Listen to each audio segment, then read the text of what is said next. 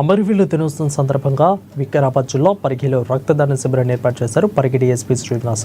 ఈ కార్యక్రమంలో స్థానిక MLA Rammohan Reddy, additional SP DSP Srinivasu, CI Srinivas రెడ్డిలు, అదేవిధంగా ఎస్ఐలు పాల్గొన్నారు. ఇక డివిజన్ పోలీస్ స్టేషన్లలో పనిచేస్తున్న కానిస్టేబుల్లో ఆయా మండలాల యువకులు రక్తదాన శిబిరంలో పాల్గొని రక్తదానం చేశారు.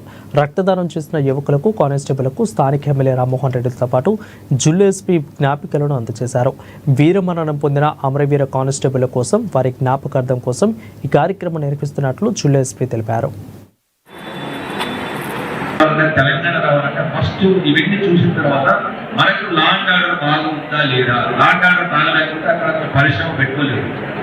సో అట్లా కాబట్టి ప్రతి ఒక్క ఆస్పెక్ట్ లో మనం చూసినట్లయితే పోలీసు వాళ్ళు లా అండ్ ఆర్డర్ ఇన్సూర్ చేయడంలో చాలా కీలక పాత్ర వహిస్తున్నారు. అండ్ ఇదే కాకుండా మీ అందరికీ తెలుసు 24/7 ఎప్పుడున్నా కూడా పౌరులక రాజ్యాలక ఎప్పుడు పిలిచినా అక్కడికి పోవడం అని, బందోబస్తు అని, లేకపోతే లా అండ్ ఆర్డర్ ఇవన్నీ కూడా వేరే డిపార్ట్మెంట్స్ లో మనం పోల్చి చూసినట్లయితే చాలా వరకు కొంచెం కష్టంగానే ఉంటుంది.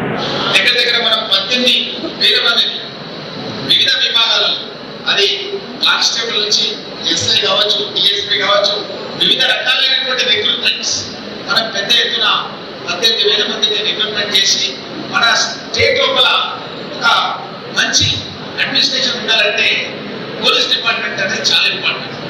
పోలీస్ డిపార్ట్మెంట్ ఎప్పుడైతే స్ట్రాంగ్ గా ఉంటుందో అక్కడనే ఇన్వెస్ట్మెంట్స్ వస్తాయి. విదేశాల నుంచి ఇన్వెస్ట్మెంట్స్ అవ్వాలన్నా, వేరే రాష్ట్రాల నుంచి మన దేశంలో పరిశ్రమలు పెట్టాలన్నా అక్కడ ల్యాండ్ ఆర్డర్ సిచ్యువేషన్ ఏంటి అనేది ఫస్ట్ వాళ్ళు ఆలోచిస్తారు. అది కనుక బాగుందంటేనే వాళ్ళు పెట్టుబడులు పెడతారు.